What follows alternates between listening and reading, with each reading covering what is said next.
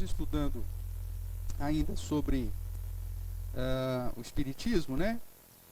Dentro dessa série de estudar sobre outras religiões, né? Lógico que o nosso objetivo aqui é trazer o que a palavra de Deus nos apresenta em relação às várias doutrinas, né, que nós encontramos aí. O objetivo aqui não é de menosprezar ou de confrontar, mas simplesmente mostrar o que a palavra diz em relação a tantas religiões que aparecem aí, e desse modo, vendo essas doutrinas, esses ensinamentos, fortalecer a nossa visão, a visão bíblica a respeito dessas doutrinas. Nós começamos isso já há algumas semanas, né? E na semana passada nós tratamos sobre o sofrimento, as boas obras, como meio da salvação para os kardecistas, né? Dentro dessa visão, o próprio Allan Kardec afirma no Evangelho segundo o Espiritismo que fora da caridade não há salvação. Então, dentro da visão espírita, a salvação ela é meritória e ela é alcançada por meio das boas obras, da caridade. Biblicamente falando, nós vimos que a salvação é pela graça de Deus, mediante a fé em Cristo Jesus, que nos conduz também às boas obras. Mas as boas obras é o resultado da salvação. É a consequência da obra de Deus no nosso coração. É a consequência daquilo que o Senhor aplica sobre a nossa vida. É o resultado, é o fruto. O kardecismo inverte. Ele põe nas boas obras a fonte da salvação. Enquanto que na Bíblia, a salvação pela graça em Deus é a fonte que resulta a prática das boas obras. O cristão ele se envolve com prática de boas obras? Claro, e deve se envolver cada vez mais.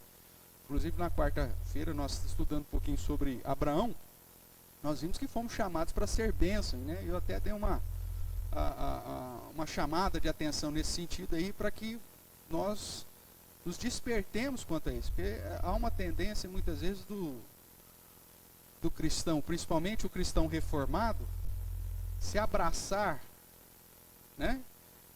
Abraçar com as duas mãos e com as duas pernas a graça, e aí falar, eu estou salvo pela graça mesmo, então não preciso fazer mais nada mesmo, então vou ficar só observando. E não é essa a visão bíblica. A graça de Deus nos alcança, mas para nos conduzir à prática de boas obras, para realizar algo para a honra e glória do Senhor.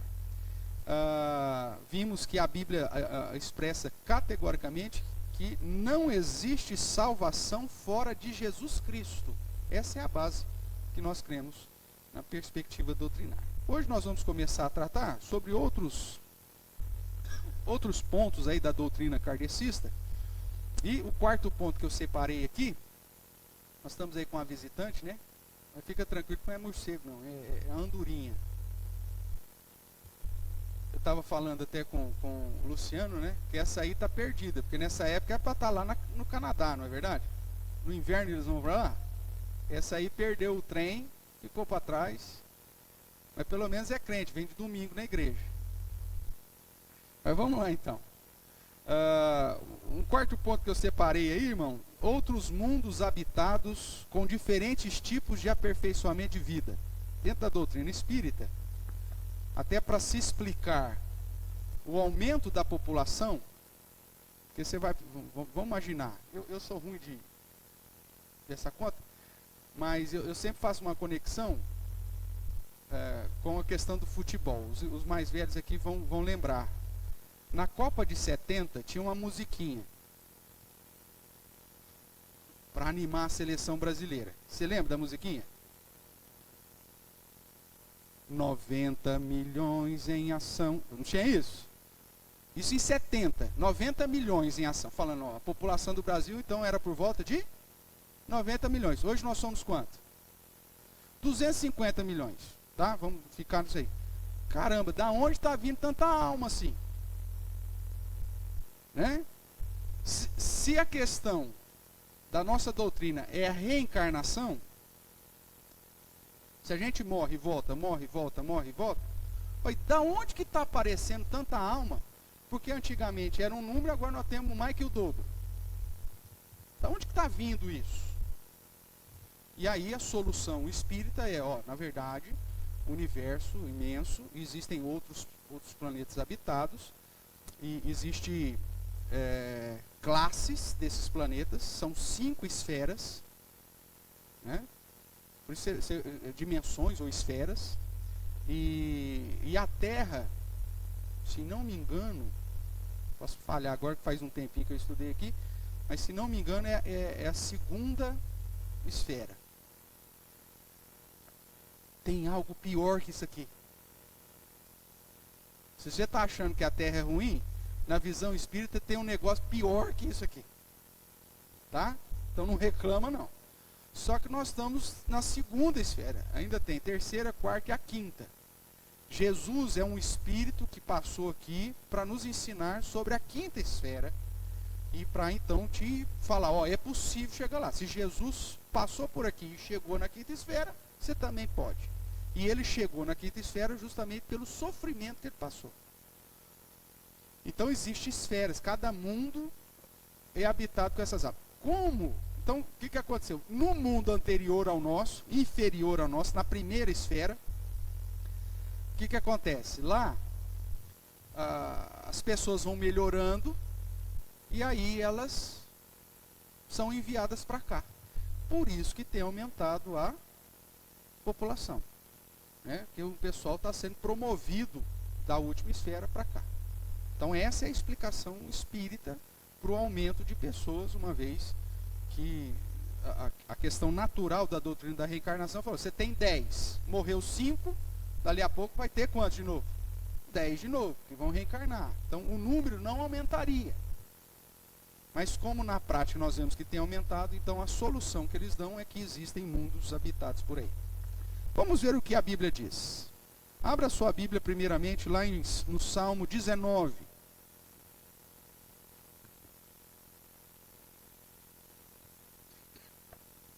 Livro dos Salmos, Salmo 19. O Salmo 19 é um salmo importante porque ele apresenta para nós os 2 eixos principais da revelação de Deus. Que é a revelação geral, que trata de toda a obra da criação, nós já estudamos isso em teologia, e a revelação especial, que trata da palavra de Deus revelada de modo inspirado aos homens que o próprio Deus separou para ser instrumento dessa revelação. Dependendo da conta que você faz, considerando alguns livros anônimos, dependendo do autor que você indica, você chega aí cerca de 40, 44 autores. E esse é um trunfo, vamos dizer assim, das Escrituras. Um período de 1.600 anos, historicamente falando, da revelação, desde Moisés até João, com a última revelação de Jesus Cristo, você tem por volta de 1.600 anos, mais de 40 autores, e todos eles falando de um modo harmônico. Há uma coerência, uma coesão naquilo que está se falando. Ok? Tudo apontando para a perspectiva da redenção em Cristo Jesus. Aí quando você vai para outras religiões que têm livros sagrados, geralmente é uma pessoa só que recebeu a revelação. E aí você vai confrontar os ensinamentos, você vai ver um monte de incoerência. Você pega o caso do islamismo. Mohammed trouxe lá o Corão. Você pega o Corão. Quando você vai comparar com as sutras, então, aí que você vê uma discrepância. Mas no mesmo Alcorão você vê, dependendo dos capítulos, sutras, acho que ele chama, você vai ver já incoerência. No caso de Jesus, não. 40 autores, no caso da Bíblia, não. 40 autores, 1.600 anos, cada um vivendo num contexto cultural, acadêmico, diferente. Deus usa boiadeiro, Deus usa pescador, Deus usa aristocrata, Deus usa diplomata. Ou seja, todas as esferas da sociedade, independente do período que nós estamos falando. Você pega Moisés era príncipe do Egito. Você pega Isaías, a cultura desse homem era fantástica. Você pega Paulo, cidadão romano, poliglota, né? Por isso que ele disse que falava muitas línguas, e falava mesmo. E aí você pega Amós, um boieiro. Você pega Pedro, pescador. E todos eles, apesar das características, né, acadêmicas de cada um, tratam de coisas que estão em harmonia com todo o ensinamento bíblico. E o Salmo 119, ele vai tratar disso. A revelação que Deus fez pela natureza e a revelação que Deus fez através da sua palavra. Então, do verso de número 7 para frente, ele vai tratar da revelação pela palavra. Vai dizer que essa palavra é perfeita, que essa palavra é fiel, que ela é reta, que ela é pura, que ela é límpida, que ela é verdadeira. Então, vai falar das características da Bíblia, da palavra de Deus, a palavra revelada. Mas no início do Salmo, ele vai tratar da revelação geral, daquilo que Deus fez na criação, ok? É aquela situação, quando você vê uma situação da natureza tão bela, e nós somos privilegiados, né, aqui em Araraquara, com o pôr do sol. Cada pôr do sol aqui é uma obra de arte, né? Talvez você que nasceu aqui, você não se atenta a isso.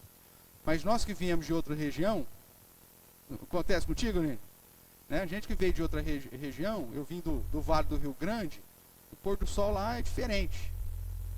Aqui, por causa desse, não sei o que é isso aqui, uma planície, sei lá o que é, planalto, sei lá eu, que é longo, inclusive por isso que o Abner está aqui, porque a Embraer veio para cá justamente por causa dessa característica geográfica, faz com que o céu aqui toda tarde é um negócio fantástico. E aí você olha e fala assim, puxa vida, tem gente que não acredita num Criador, acha que isso aqui é por um acaso. Então, essa maravilha da revelação geral da natureza, vai dizer a palavra de Deus que conduz o homem, mesmo descrente, a se questionar, não é possível que isso aqui aconteceu por um acaso. Alguém deve ter feito esse negócio, porque tudo que é bonito alguém fez, não é assim?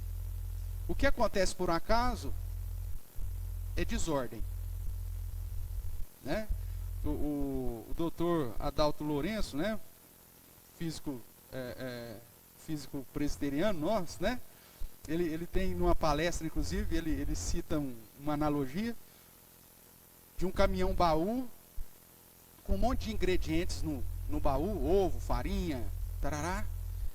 E diz que esse caminhão foi fazer uma entrega numa região de serra e o motorista perdeu o controle e aquele negócio começou a despencar na serra e capotar, virando, rodando, batendo, nananã. Chegou lá no fim da serra, o caminhão explodiu. Aí os socorristas chegaram, tal, resolveram abrir o baú. Aí chegou lá, tinha um bolo, o ovo, né, nessa mistura. Na hora que o ovo foi virando, o ovo foi misturando com o leite, foi misturando com a farinha e tal. E na hora que explodiu, o calor foi essencial para, na hora que eles abriram a porta, chegaram, tinha um bolo confeitado de casamento com noivinho e a noivinha em cima ainda. É possível um negócio desse? É impossível, porque o caos não gera ordem, ele gera desordem. É assim que o Adalto fala. Então, mesmo o Marcos Eberle, né, do design inteligente, tudo que é belo teve uma mente por trás, né? E aí eles inclusive contam uma outra história que eles fizeram uma maquete do sistema solar, muito bem feita, com araminhos, tal, não sei o quê. E aí diz que chegou um cientista ateu e perguntou para ele, nossa, acho que foi com o Adalto também, que maravilha, quem fez? Aí o Adalto falou, não sei, apareceu aí. Larga a mão, foi você que fez, né? Não, apareceu aí. Que é isso, rapaz? Então foi seu assistente? Não, apareceu aí, deu um clarão, na hora que eu olhei, estava isso aí. Para de bobeira, rapaz. Para de bobeira. Você crê nisso, no universo? Por que você não crê que aconteceu com essa minha maquete aqui? Que é um negócio simples, está amarrado com arame. Então veja, a revelação da criação do mundo revela a existência de um ser inteligente. No mínimo isso. E que tem um propósito em cada detalhe. E é justamente isso que o Salmo 19 vai dizer. Veja o que diz aí. Qual que é o propósito do céu? Qual que é o propósito do universo? Os céus proclamam a glória de Deus e o firmamento anuncia as obras das suas mãos. Esse é o objetivo do universo. Deixa eu te perguntar uma coisa. Pedrão, você vai me ajudar hoje. Você é o meu universitário, hein? Hoje, eu sei o Davi. Tá bom? Vamos ver se vocês concordam comigo. Deus é grande. Hein, Davi? Deus é grande. Mas quanto grande? Quanto grande, Pedrão? Infinitamente. É enorme demais. E aí o Pedrão já me deu a resposta. Se Deus é grande, de modo infinito, grandioso, você acha que o universo é grande para Deus? Não. O universo é do tamanho que tem que ser. Porque se o objetivo do universo é revelar a glória de Deus, a grandeza de Deus, o universo não podia ser pequeno. O universo tem que ser do tamanho que é. E aí a gente fica assim, nossa, mas é imenso. Claro, o nosso Deus é imenso. A gente não consegue chegar ao fim. O universo é infinito, não dá para chegar ao fim. É claro, quem criou ele é infinito. É tão grande que não tem fim. Então, quando você faz algo, a gente consegue fazer até alguma coisa maior do que nós, não fazemos? Construção, um avião, tal, a gente consegue. A engenharia nos permite isso. Se nós, com essa limitação, conseguimos fazer algo grandioso, imagine o Deus que é infinito. Só que ele diz que o universo, inclusive, tem o objetivo de revelar a sua glória.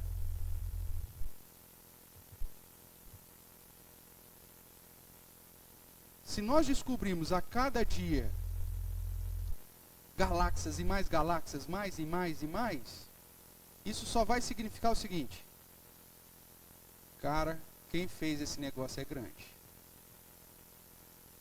Ele é glorioso. Ele é excelso. Esse Deus não existe outro igual. Porque é esse o objetivo do universo: revelar a grandeza de Deus. Revelar, anunciar as obras das suas mãos. Agora, quer saber o quanto o universo é grande perto de Deus? Você tem essa noção? De quanto o universo é grande perto de Deus? Vamos ver esse outro texto aqui, ó. Isaías 40.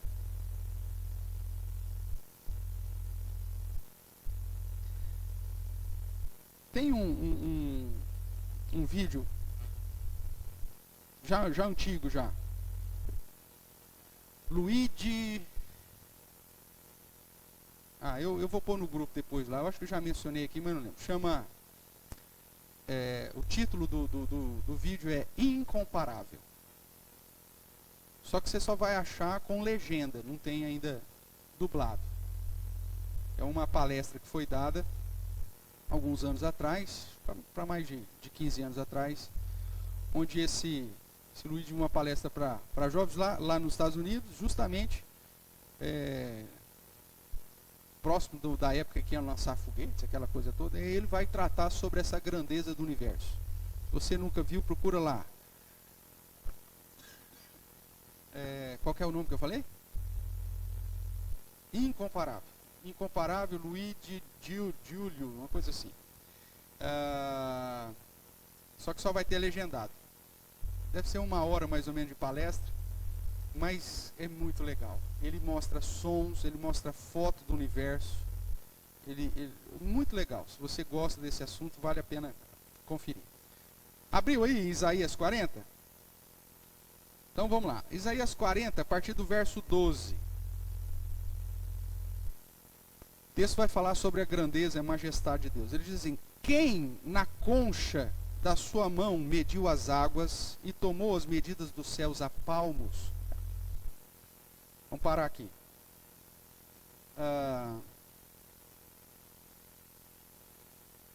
Você já fez a concha da mão aí, não fez?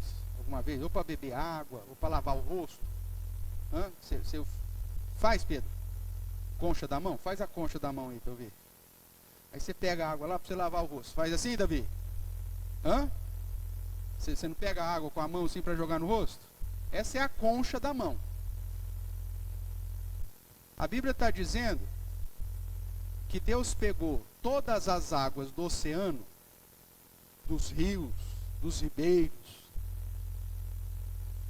dos aquíferos, ou seja, toda a água que nós temos, ele pega mede na concha da mão. É essa a ideia que Isaías está mostrando aqui, para você ter uma ideia da grandeza de Deus. Que mede os céus, o que está escrito aí? A palmos. Universo. Pronto. 3 palmos, universo. O que mais que diz aí? Quem recolheu a terça parte de um efa, o pó da terra, e pesou os montes em romana, isso aqui são medidas, né, de peso, e os outeiros em balança de precisão, quem guiou o Espírito do Senhor? Ou como o seu conselheiro ensinou? Paulo vai explicar, né? Não teve ninguém para fazer isso. Com quem tomou ele conselho para que lhe desse compreensão? Quem o instruiu na vereda do juízo? E lhe ensinou sabedoria? E lhe mostrou o caminho do entendimento? Veja agora. Eis que as nações são consideradas por Deus, por Ele, como um pingo que cai de um balde. Uma gota d'água, um pingo d'água. Puf. Um pingo d'água são as nações. Uma gotinha. O que mais? E como um grão de pó, não é nem grão de areia, é um grão de pó na balança. As ilhas são como o pó fino que se levanta. Ou seja, é lógico que dentro dessa profecia de Isaías, a ideia é fazer um contraste grandioso para mostrar a majestade de Deus. E ele usa esse quadro, né?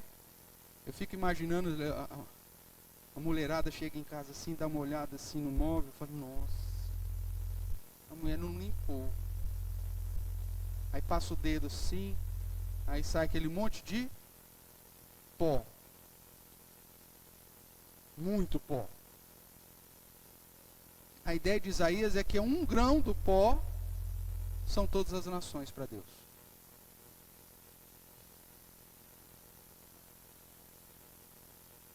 Um grão de pó é como se fosse todas as nações. Ou seja, todos nós estaríamos dentro desse grãozinho de pó. As crianças já assistiram aquele filminho do Horton? Quem? Não assistiu, não? Como chama? O Clarice me ajuda? É Horton? É um elefante que acha um dente de leão, né? Você sopra assim, sai voando as sementinhas. E aí esse leão descobre, ele ouve uma voz e descobre que dentro do leão, dentro do grão, vai lá, os meninos me ajudam aí. Tem um grão no dente de leão. Não é nem no dente de leão, é no grão do dente de leão. Ele escuta uma voz. E aí ele descobre que lá tem gente morando. Nesse grão. Tal. E ele, o elefante, vai ser o defensor, então, desse mundo. A ideia do filme, além do entretenimento, né?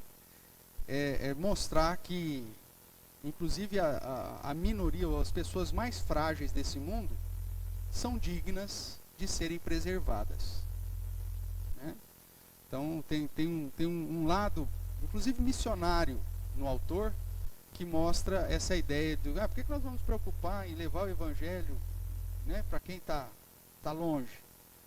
Porque para Deus, eles importam.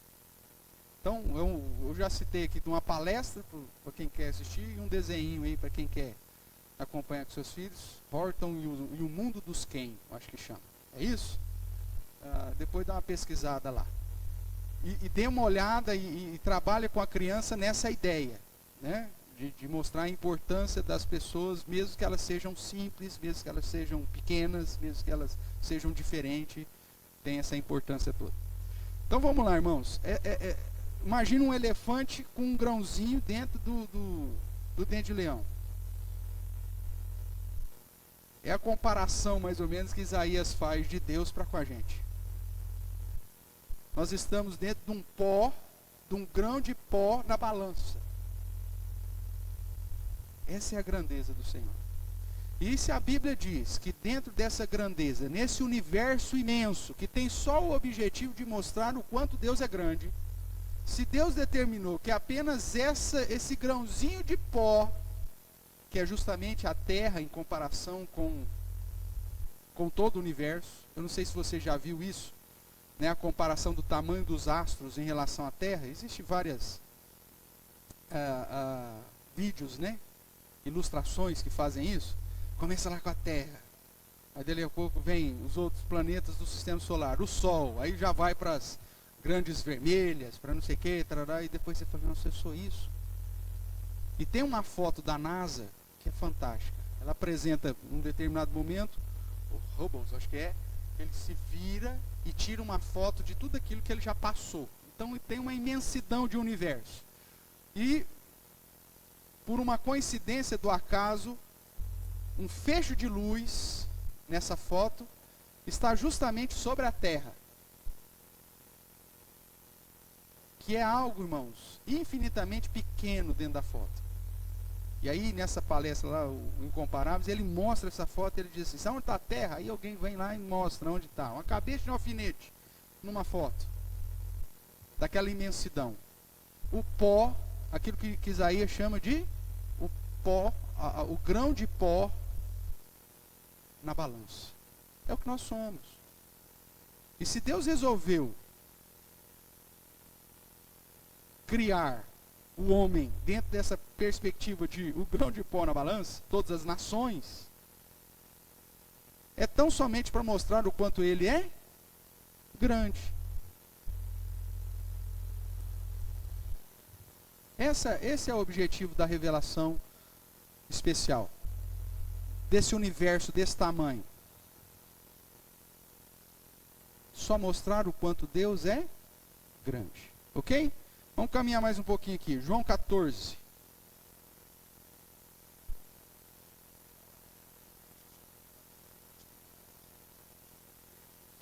João capítulo 14, os versos iniciais aí, que é um dos textos que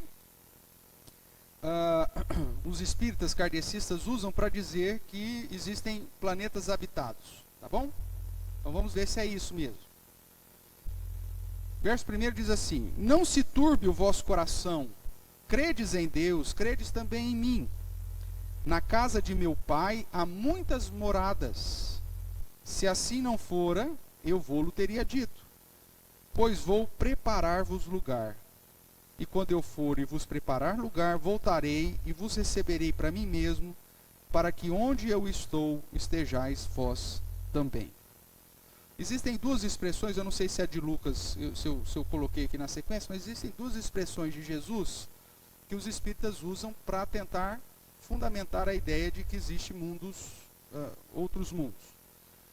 Primeiro esse, há muitas moradas na casa de meu pai. E o segundo, quando ele fala que ele tem ovelhas que não são desse aprisco. Lembra dessa situação?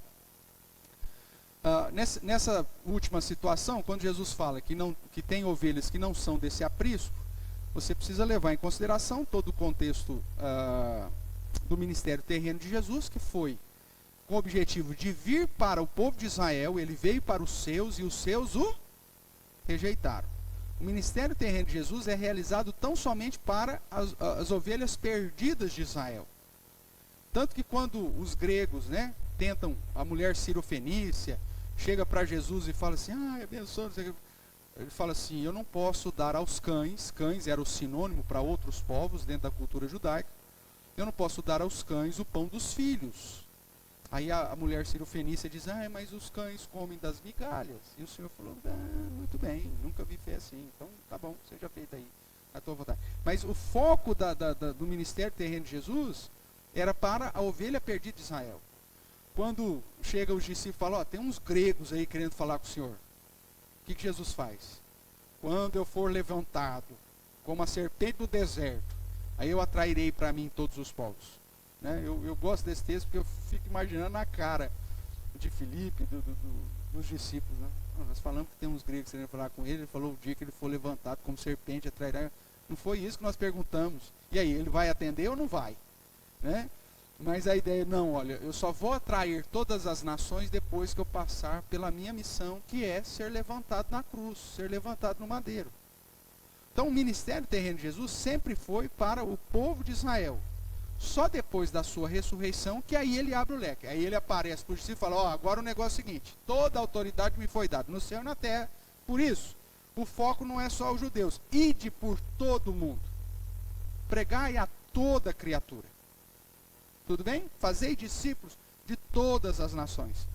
Fazendo aqui uma junção de Marcos e Mateus. Tudo bem? Então, quando ele diz que ele tem ovelhas de outro aprisco, ele não está falando de mundos, mas ele está falando de nações. Ele veio para o judeu. Eram suas ovelhas, para a ovelha perdida de Israel.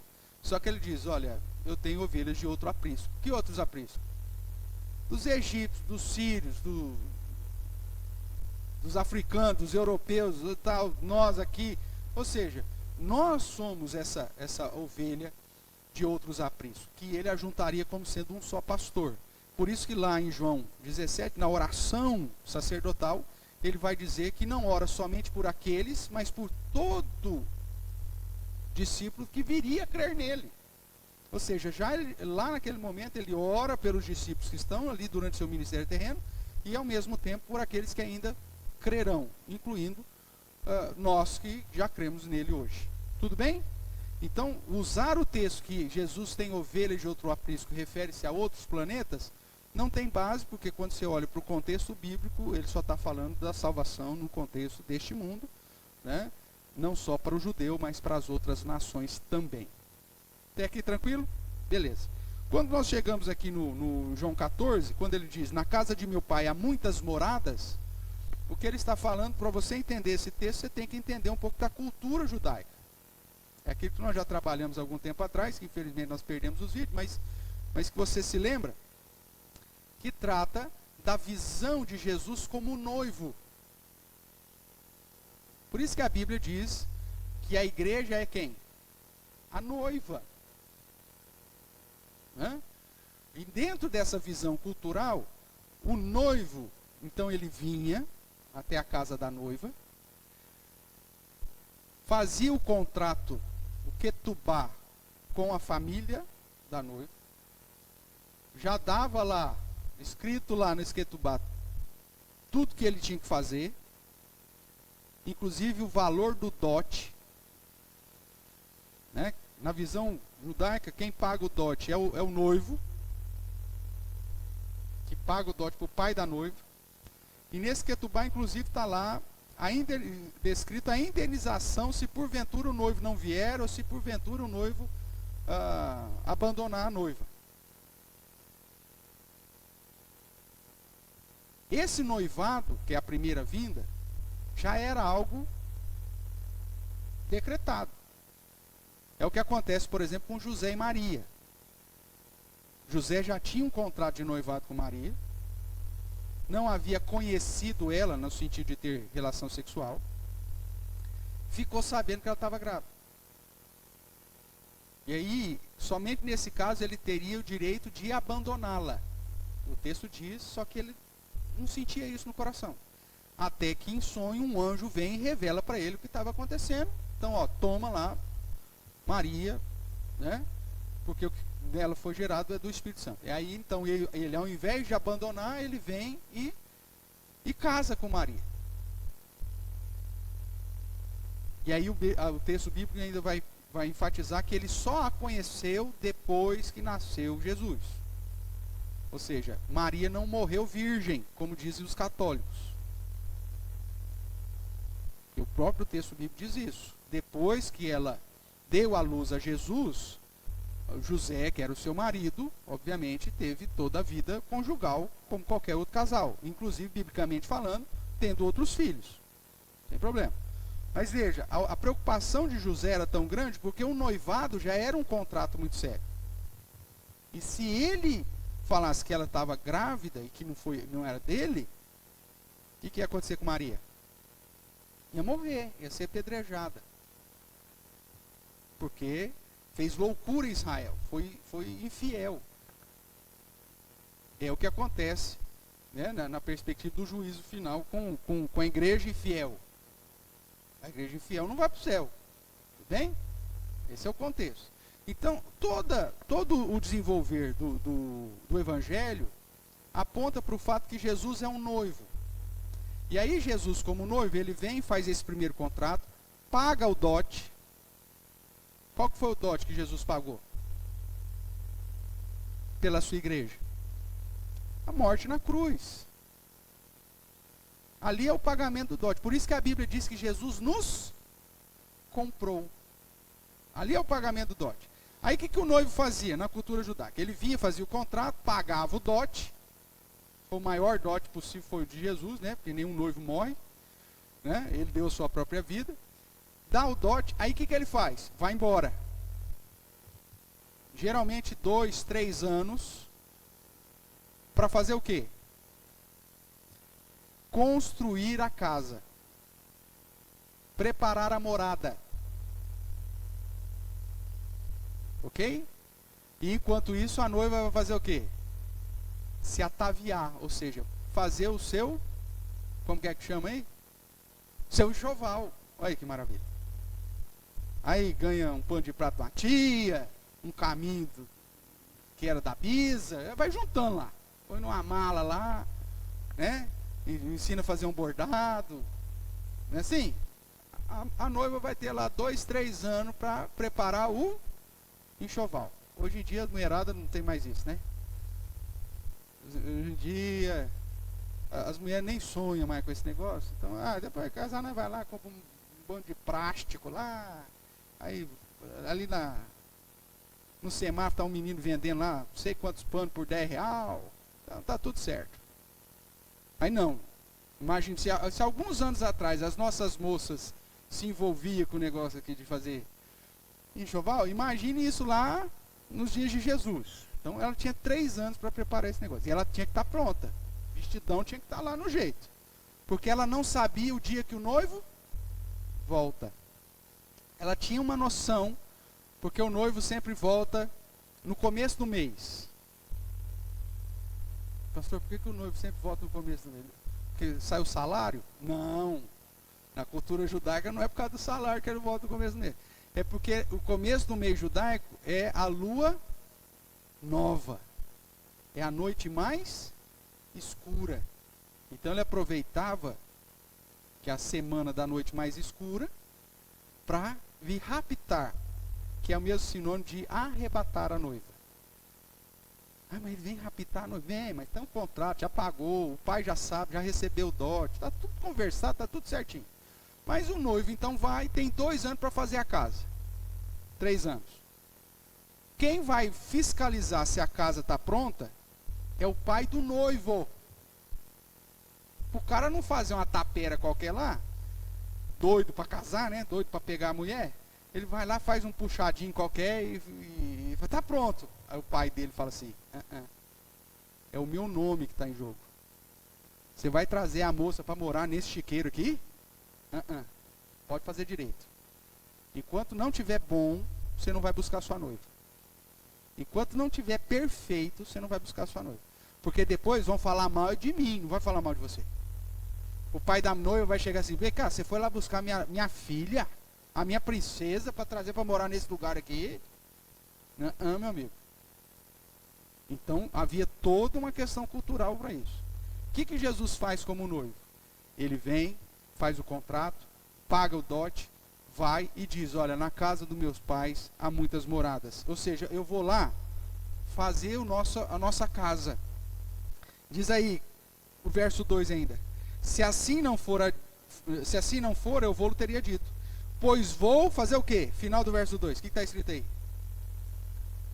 Pois vou preparar-vos lugar.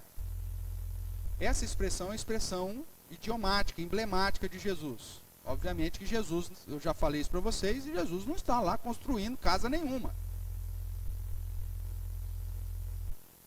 Jesus não está lá no mutirão angelical, né, colocando piso nas casas. Isso acontece aqui só, né, Paulo? Lá não. Mas é uma expressão idiomática onde Jesus fala, olha, como o noivo ficava lá um tempo para preparar a casa, então eu vou preparar lugar. Depois que eu preparar lugar, aí eu volto. É o que diz no verso 3.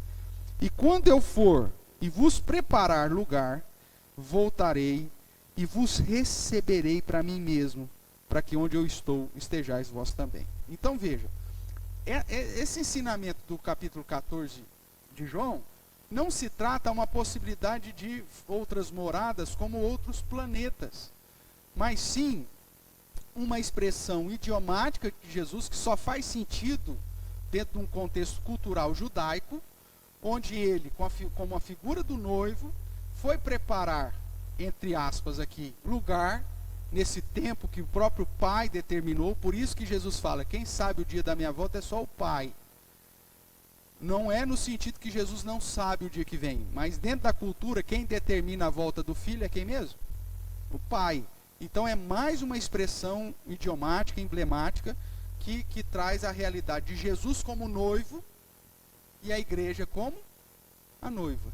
Por isso que Apocalipse depois vai tratar desse arrebatamento da igreja como Jesus vindo buscar a sua noiva para conduzi-la ao céu nas bodas do Cordeiro. Irmãos, isso é fantástico, isso é lindo nas Escrituras. Agora, se você pega uma expressão idiomática aqui, ou emblemática de Jesus, sem o conhecimento cultural, aí você inventa moda. Jesus foi preparar lugar, ele está construindo o CDHU celestial. Não é nada disso. É só uma expressão que aponta que ele veio, pagou, que ele ficaria um tempo ausente no sentido de como noivo, para que no momento certo, segundo a determinação do Pai, ele voltasse para buscar a sua noiva e levar para esse lugar que está preparado, mesmo porque a Bíblia diz que esse novo céu e nova terra é algo que desde a eternidade o Senhor já tem preparado para os seus. Tudo bem? Então veja, moradas aqui não é sinônimo de outros mundos habitados, mas só faz sentido dentro dessa visão da cultura judaica durante o ministério terreno de Jesus. Dúvidas sobre a ovelhas de outros apriscos e moradas que Jesus vai preparar para nós? Ou ficou claro aqui? Tranquilo? Beleza? Então vamos lá. O último texto aí, Lucas capítulo 20.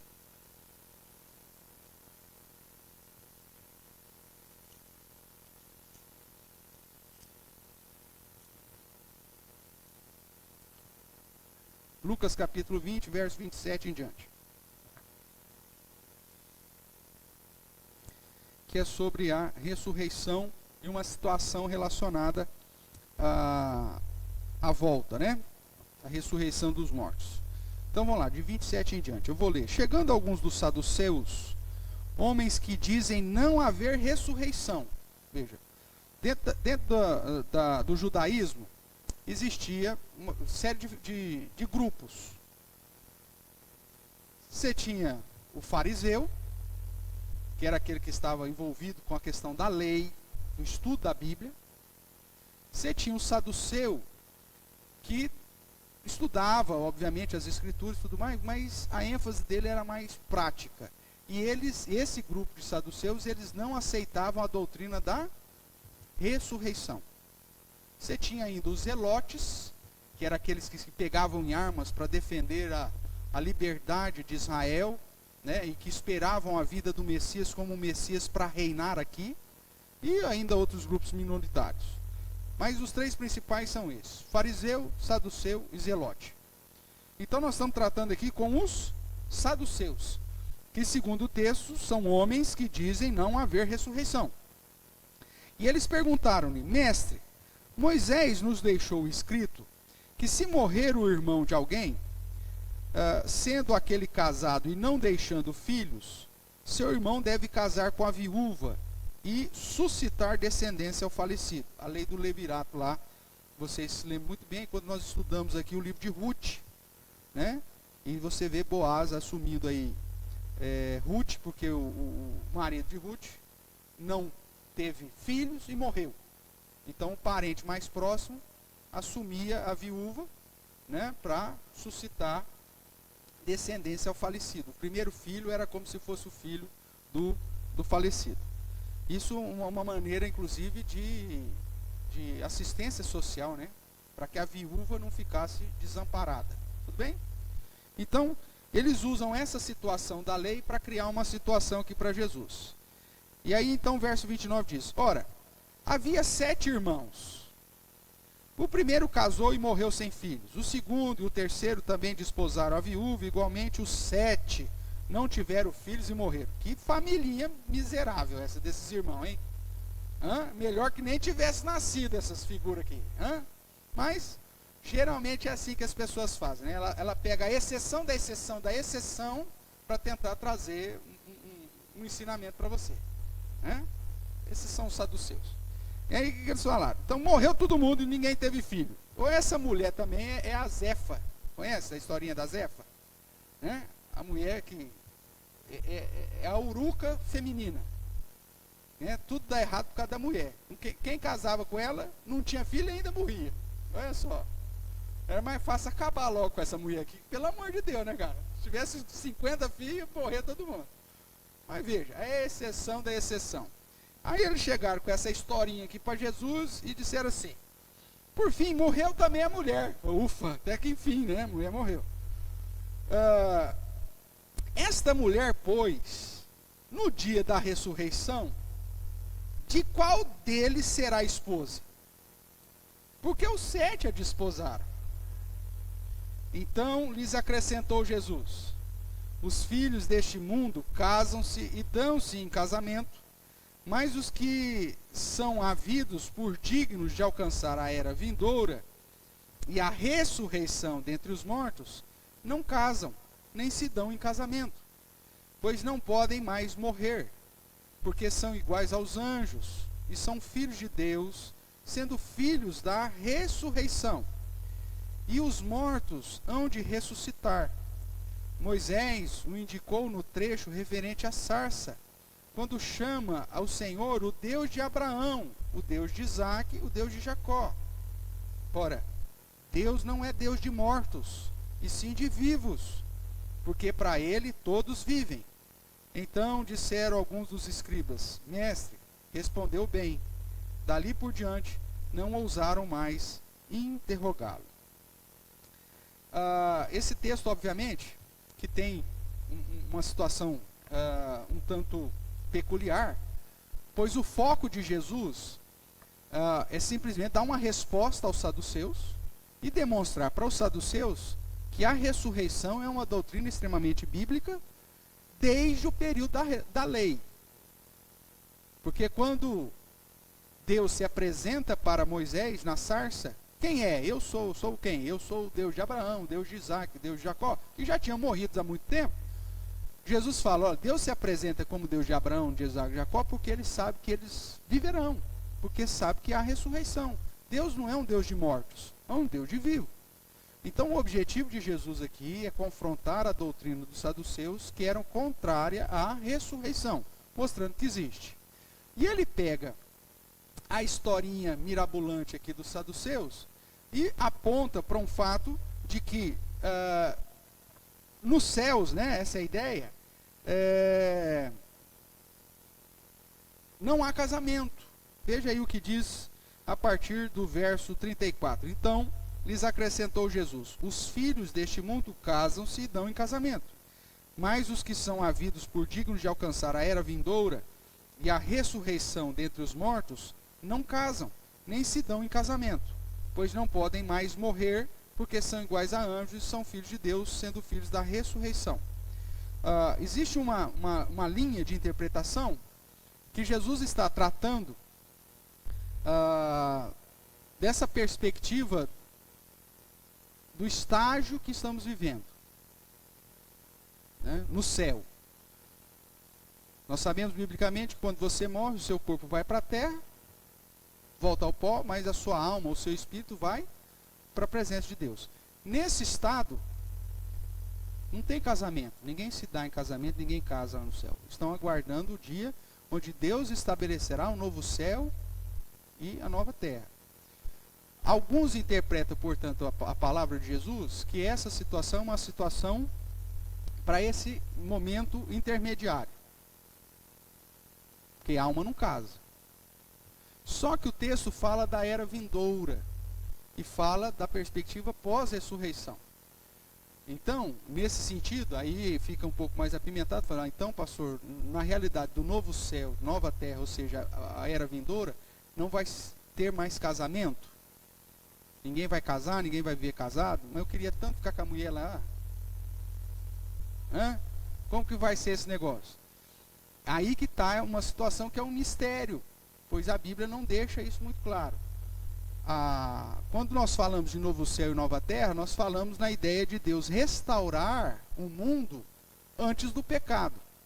E quando você olha para o padrão de Adão e Eva antes do pecado, o casamento era algo vivo, era algo que estava em vigor. Deus olha para Adão e Eva antes do pecado e diz, crescei e multiplicai-vos, enchei a terra, dominai e tudo mais. Então, para aqueles que defendem que o novo céu e a nova terra é a restauração do mundo sem pecado, existe a possibilidade dessa ideia de depois vivermos a eternidade na perspectiva sem pecado, mas também com a realidade de termos alguém. Irmãos, mas isso é mistério. A Bíblia ela não revela claramente.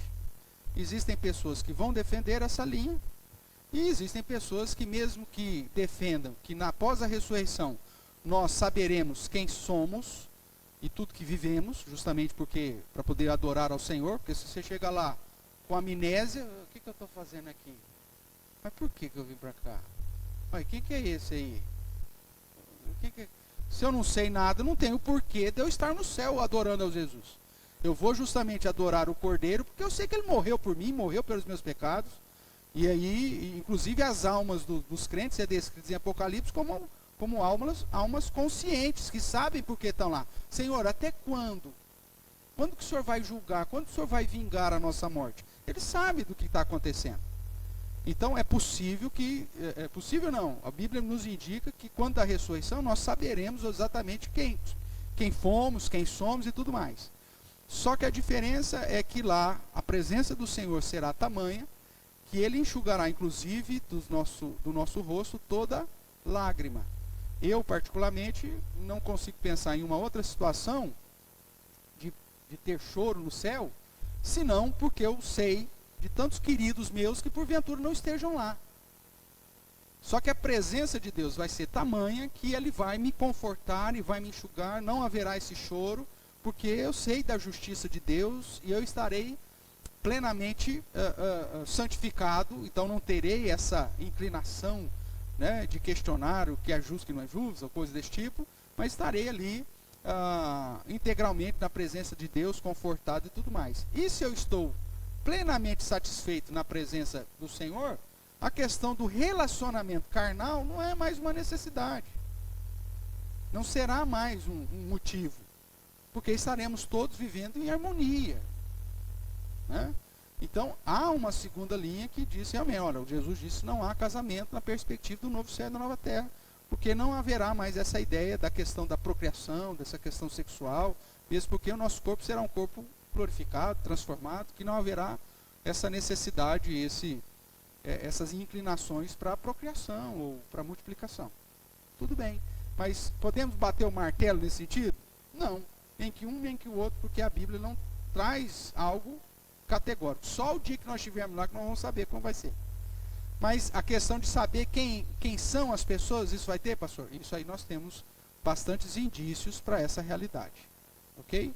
Logo, trazendo aqui para o contexto do kardecismo, que não existe ressurreição, né? E nesse ponto eles são próximos aqui dos saduceus, a ideia é que Jesus demonstra de uma maneira clara que a ressurreição existe e que na visão de Deus a ressurreição é uma situação que sempre foi planejada, tanto que ele se apresenta como Deus de vivos, Abraão, Isaac e Jacó, mesmo que esses estejam mortos agora.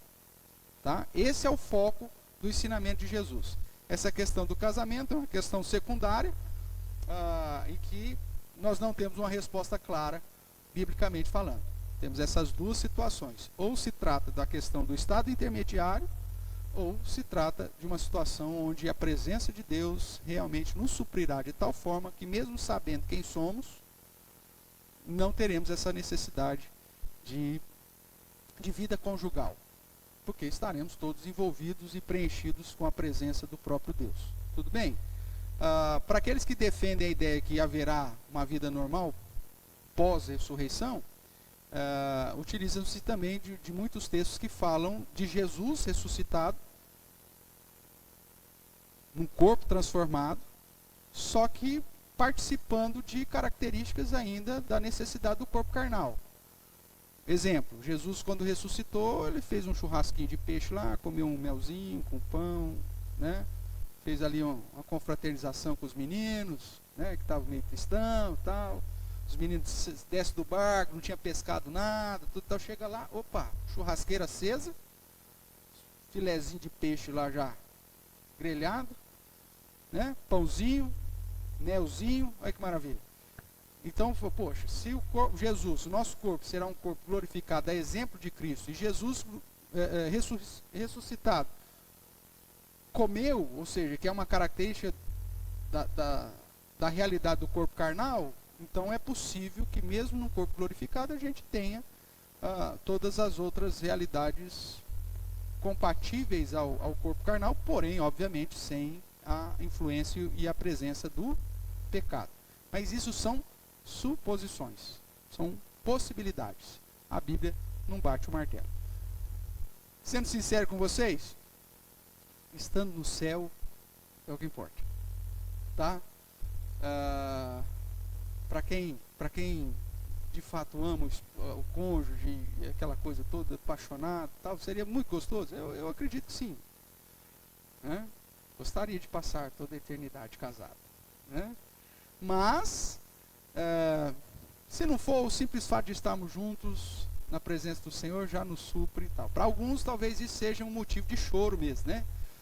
Mas talvez aí entra a ideia lá, que o Senhor, meu amigo, você casou com ela, é com ela mesmo, agora vai a eternidade inteira, mas eu estou aqui, vai com fé, né? Quem casa com a viúva? Então, com o viúvo? Então, chega lá, a primeira vai requerer, né? Aquela lá, a mulher vai requerer, né? A primeira. Que era justamente a historinha dele, né? Aqui dos saduceus. Por isso que Jesus fala, olha, isso não é, o importante não é isso, o importante é a ressurreição. A ressurreição acontece. Essa situação lá não vai ter esse tipo de problema. Talvez induzindo mais a ideia primeira de que não haverá realmente casamento na era vindoura e que lá a presença de Deus será suficiente para que nós venhamos a viver em harmonia, mas sem a necessidade de ter um cônjuge ou de ter suprir necessidades que são características das questões carnais. Provavelmente essa seja uma inclinação a mais, tá? Porque senão Deus proibiria exatamente a questão. Morreu, você fica solteiro o resto da vida, ou fica viúvo o resto da vida, né? E a palavra do Senhor nos permite entrar num novo relacionamento conjugal a partir do momento que a parte lá morreu, né? Então a aliança é desfeita com a morte. Tudo bem? Mas vamos caminhar mais um pouquinho aqui, nós temos alguns minutinhos. Dentro dessa ideia, então, dos mundos habitados, com diferentes tipos de aperfeiçoamento de vida, né, que são essas 5 esferas que nós falamos, a Bíblia não trata de nenhuma possibilidade dessas situações de mundos hierárquicos, né? onde se for bonzinho aqui, então na próxima vida você vai para lá. E aí eles tentam explicar, então por que meu avô morreu e nunca vem no centro espírita? Ah, seu avô já foi para uma esfera a mais. Então aqueles que nunca voltam é porque foi para uma esfera, ou voltou para a esfera inicial. Ó, seu avô era tão ruim que ele não aparece aqui porque ele voltou. Então essa questão hierárquica para eles faz muito sentido, que é um modo de explicar, né, tanto o avanço no número de pessoas crescente, como também o desaparecimento de algumas em relação a você, nunca mais apareceu. É que agora ele encarnou na outra esfera, tá? Mas biblicamente falando, você não tem base para nada disso. E mesmo os textos que eles usam da Bíblia para tentar referendar isso, como muitas moradas, como ovelhas de outro aprisco, quando você faz um estudo simples do contexto e do ensinamento de Jesus, você já tem a resposta mais do que suficiente e com coerência bíblica para descartar essa possibilidade de outros mundos. E aí se pergunta, mas então por que existe um universo tão grande como esse? E não é possível que tenha? Olha, biblicamente falando, não. E o objetivo do universo ser tão imenso do jeito que é tão somente para demonstrar a grandeza do meu Deus, a grandeza daquele que criou todas as coisas. Tudo bem? Dúvida, Jéssica? Tranquilo? Pedrão? Tranquilo? Davi? Deu para entender o tamanho de Deus? O quão grande ele é? Maravilhoso, né? Nosso Senhor. Então tá bom. Perguntas a mais, irmãos? Eu não vou entrar no outro ponto, que é sobre a ideia de que Deus não permite viver em comunhão com Ele. Ele é inatingível, né? Mas isso aí a gente trata semana que vem, se Deus assim permitir. E aí a gente estuda os versos e confronta também a postura que eles nos apresentam. Eu não estou com muita pressa para terminar isso não, porque eu quero realmente enfatizar a seriedade das Escrituras e de que as doutrinas bíblicas por si só nos respondem toda e qualquer situação relacionada à questão da redenção, que é o que de fato importa. Ah, pastor, mas tem detalhe que a Bíblia tem detalhe que a Bíblia realmente não vai trazer uma resposta clara para você. É aquilo que nós vemos em Deuteronômio, o que Deus revelou nos pertence, o que Deus não nos revelou pertence tão somente à sua própria glória. Ok? Vamos orar? Ou vamos lá, Samuca?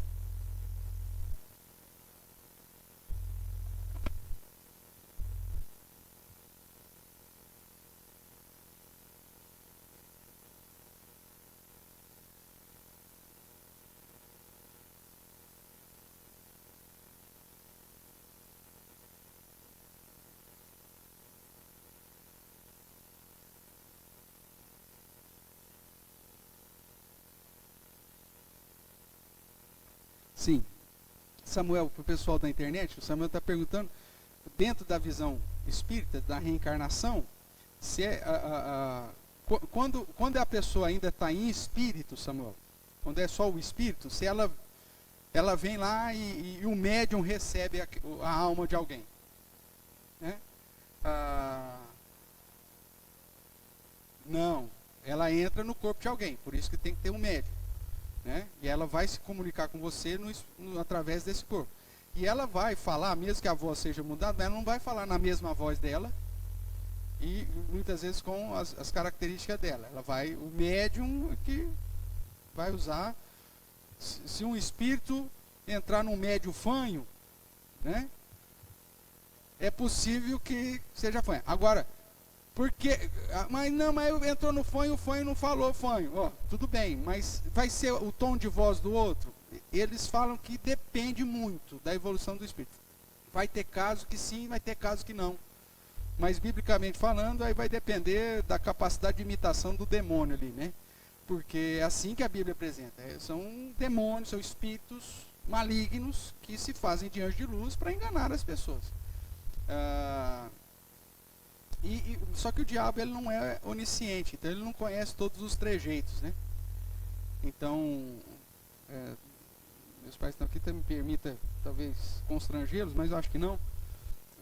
uma das situações do período que ainda não conhecíamos o Evangelho, e então a família do meu pai era espírita e tal, e em determinado momento minha mãe foi, porque disse que alguém tinha uma mensagem para ela lá, acho que é minha avó, né?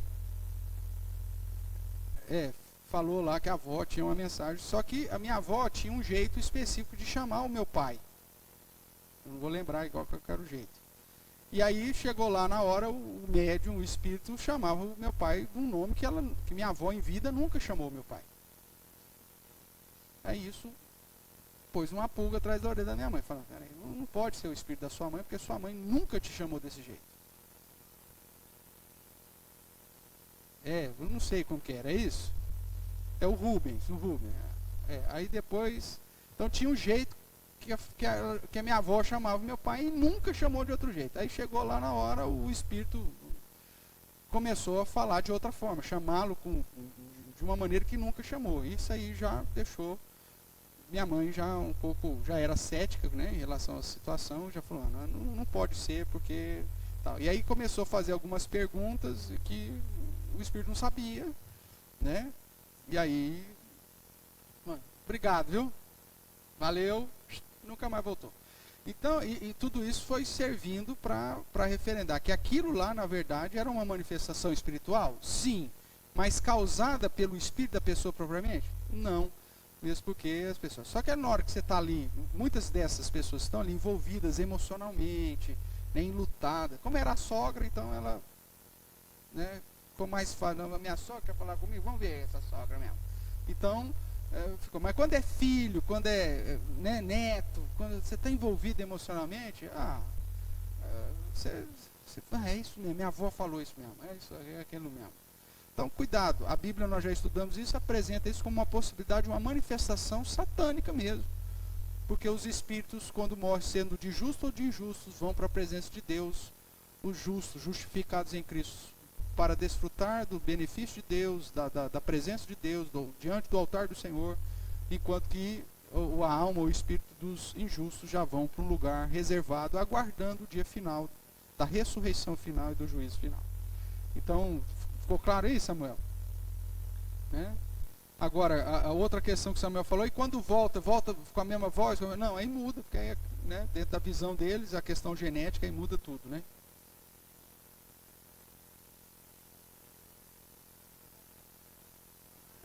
Estilo Gasparzinho. Não é o estilo Gasparzinho.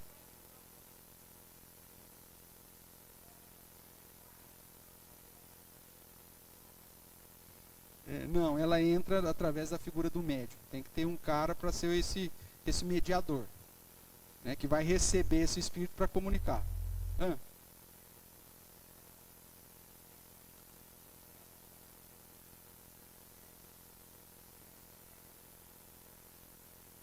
Sim. Segundo o Espiritismo, Pedro, você vai aprimorando a sua alma através do sofrimento.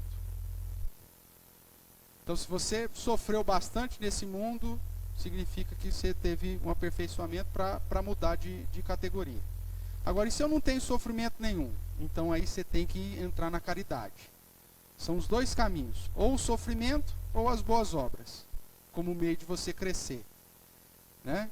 Então, na ideia deles, para você atingir essa última esfera, quanto mais quanto mais qual que é o termo? Vou pôr aqui, aceitação do sofrimento. Porque às vezes você fica doente, aí você blasfema, você xinga, porque é comigo, aí você vai voltar para lá. Se você reclamou da doença, você vai voltar para a última esfera. Agora, se vê a doença, não, eu sou doente, mas estou aqui para fazer o bem, tarará. Se você aceitar esse negócio numa boa, aí, opa, da próxima vez você muda de esfera. Na perspectiva bíblica, você tem que glorificar a Deus, irmãos, em toda e qualquer circunstância. Seja na saúde, ou seja na enfermidade. Na riqueza, na pobreza. Paulo vai dizer, né? Tudo posso naquele que me fortalece. Em que sentido Paulo fala isso? No sentido de que, eu sei e já passei fome, como também tive abundância. Tive escassez e tive fartura. E aprendi que em todas as coisas tudo eu posso naquele que me fortalece. Então a visão do crente é suportar tanto uma situação boa como ruim, glorificando a Deus através dela. Na visão espírita, é através dessa postura de sofrimento e boas obras que você alcança a salvação, porque para eles é tudo meritório.